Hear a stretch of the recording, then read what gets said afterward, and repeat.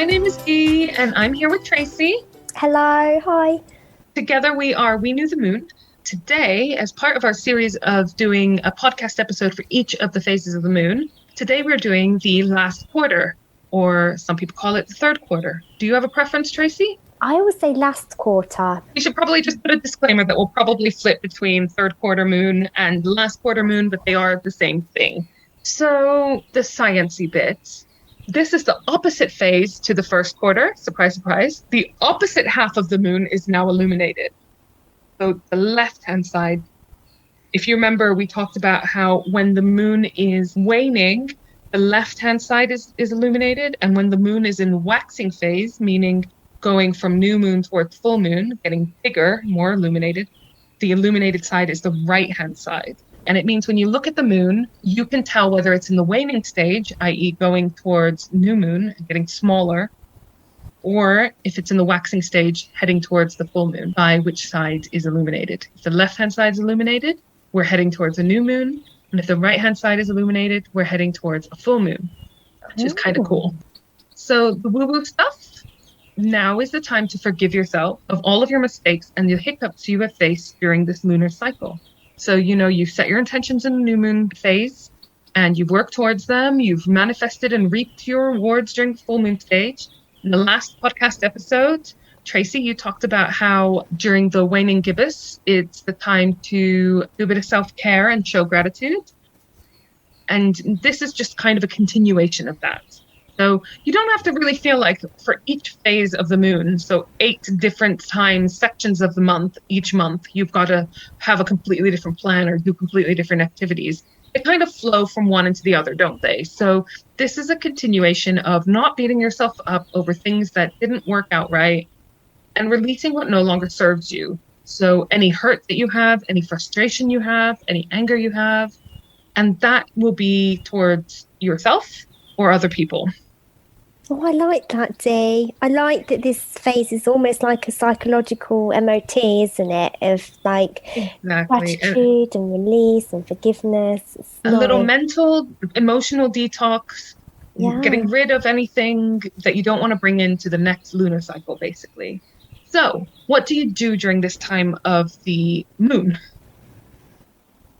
Cleanse.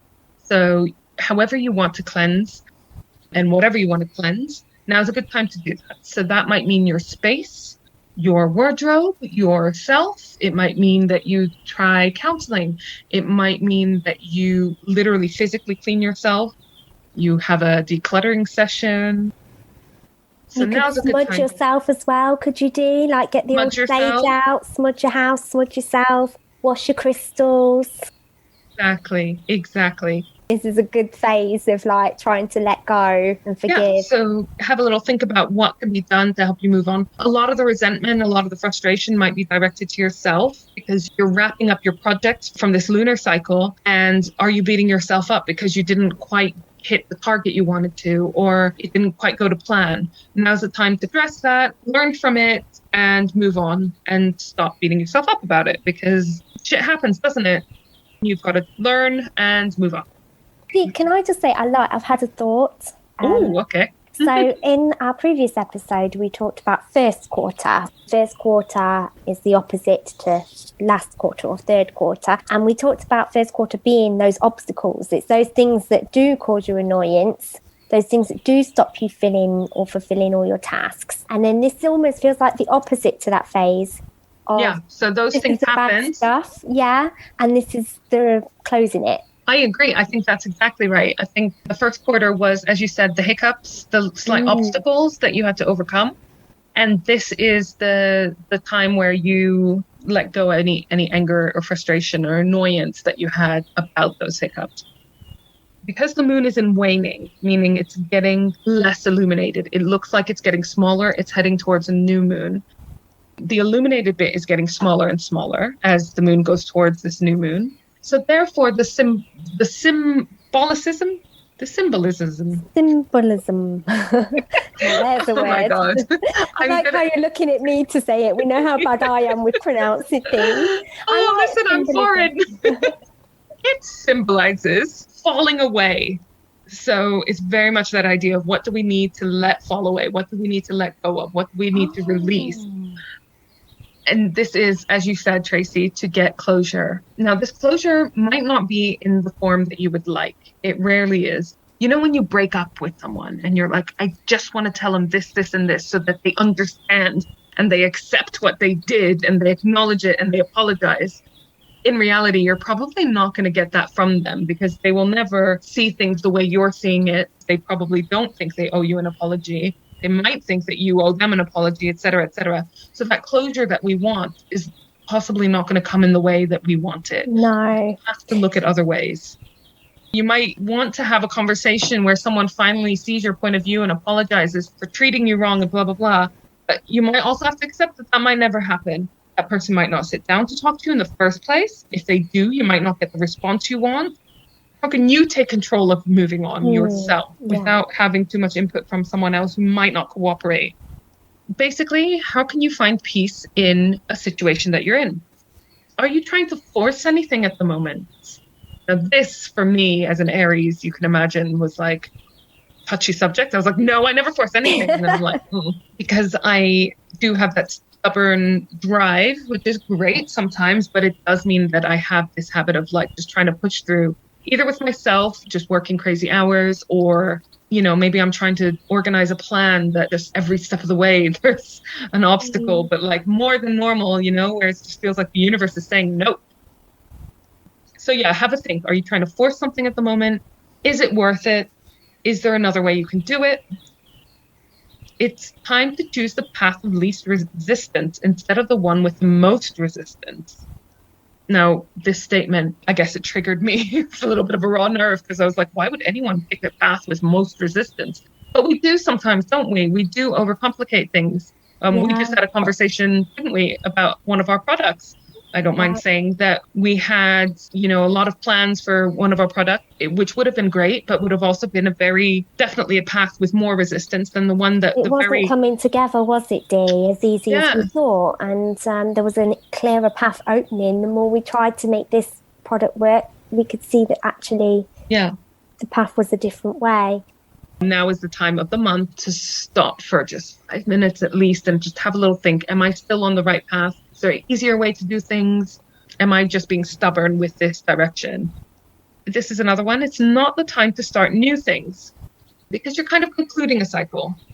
Do we need to ask for forgiveness from someone? So we talked a lot about forgiving ourselves and others and letting go of any, you know, hurt or frustration, getting closure. But do we need to ask forgiveness from someone else? So it's very much a time for self-reflection, meditation, mindfulness, yoga. Again, only if you do these already. Might not be the best time to start a new activity. Are there any essential oils or crystals, Dee, that are good for like cleansing or releasing emotions? So because this is very much a time for contemplation and self-reflecting and finding calm, crystals, blue lace agate is a really good one. Black kyanite. Oh, I had this. So if you want to release attachment to a person, because we know, and we will talk about this in second series to do with twin flames and soul calls and whatnot, but I had a very strong attachment to a person in a spiritually woo-woo way that I couldn't stop thinking about. And black kyanite, it's kind of like it looks like a shark's tooth. And you wave it around you, kind of like a smudge stick, to kind of break those cords that you have to people. I once read somewhere that anyone that you are intimate with, if you know what I mean, your souls are connected for about 7 years after your encounter, which, you know, I believe that. I mean, I don't think that it's true of every encounter that you have. I totally can understand how someone that you have that kind of emotional, physical connection with is going to take that long to get out of your system, right? Yeah, definitely. Fully. It's not always Disney, is it? It's not always, and they lived happily ever after. Sometimes you do, unfortunately, need to release people from your life. And this, obviously, by the sounds of it, Dee, last quarter is the phase to do it. The previous episode was all about going to brunch with your friends, and this one's all about cutting them loose. Yes. Well, it's not all about people. It could be, like we said, the resentment you're feeling towards yourself for not having followed through with your plans as you wanted, et cetera, et cetera. Selenite is also a good one. I mean, for any moon lover, selenite is great, isn't it? It's very much linked with the moon, a grounding one. So if you're doing any meditations and so forth, it can be very good for grounding. Yeah, and oils, any of them associated with cleansing. So lemon, lemongrass, any of the citruses. Lavender is a really good one for that as well because of the calming effect. And then eucalyptus and stuff like that. Again, all the ones that are associated with cleansing. So what I thought I would do, I've done this before, but I am a huge fan of Judith Orloff, who has written the Empath Survival Guide and a bunch of other books and so forth. She's fantastic. Well, she's got this book called Thriving as an Empath. If you've ever felt down but not really known why, or if you cry when your friend is crying, some things just make you so anxious that you literally feel them physically. If you think that this applies to you, then I really recommend her Empath Survival Guide. It sounds like I work for her. I do not.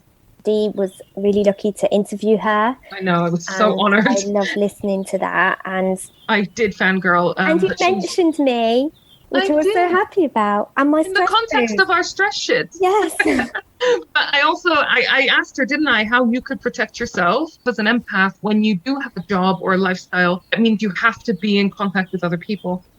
So it was really interesting, wasn't it? She's and it's getting that balance as well, because part of being an empath as well is that you don't want to shield yourself up in this coat of armor and kind of not feel anything for other people. You want that balance of, it's quite a cool and nice healing gift to have, but you need to make sure that it doesn't drain you or affect you, your wellness, your mental wellness and your physical wellness. So Judith Orloff, she's written this book, Thriving as an Empath, which is 365 days of self-care for sensitive people. So I'm going to read the one for today, the day that we're recording. Passionate presence. Every step you take to deepen your empathy and love makes your presence more vibrant and passionate. Your devotion to releasing stagnant parts of yourself will make your presence more compelling. Isn't that interesting? Because we've been talking about releasing. So appropriate to this phase of the moon, isn't it? Yeah. And that it doesn't make you less. It actually makes you more interesting, more compelling, more able to move on. Imagine shedding your regrets, your resentments, and old ideas that keep you small. Imagine how radiant you will feel. The emotional baggage you carry in your mind can weigh you down. It will serve you to release it. So releasing all that negative makes you obviously more positive and more able to be there for your loved ones, more able to be there for yourself, and to be more of a passionate presence. I would like to end this episode on the topic of pet birth charts, because just before we pressed record, Tracey, you told me something and I had to tell you to stop talking about it because I wanted you to tell me on the podcast, because it was so amazing and crazy and fabulous all at the same time that I just thought you guys would want to hear it too. So I have 2 dogs. Dee's got loads of pets as well. And they obviously all have their own personalities and their quirks. But my dog Charlie has quite a soul to her and some behavioural issues such as separation anxiety, and can be a tricky little madam to understand sometimes. And so we got a second dog to try and calm her anxiety down. Georgie, my second dog, couldn't be more opposite. Like, she's just a different personality completely. And I always say I would give anything just to speak to them for an hour, just to know if everything's good with them.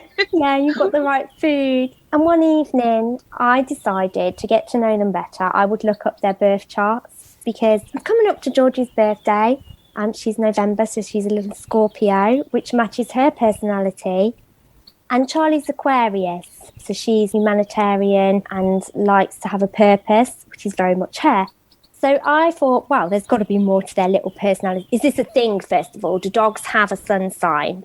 So I Googled it, and it turns out that, yes, it does apply to dogs. So have a look at your dog's birthday and find out their sun sign, and you will see their outer personality is exactly the same as ours.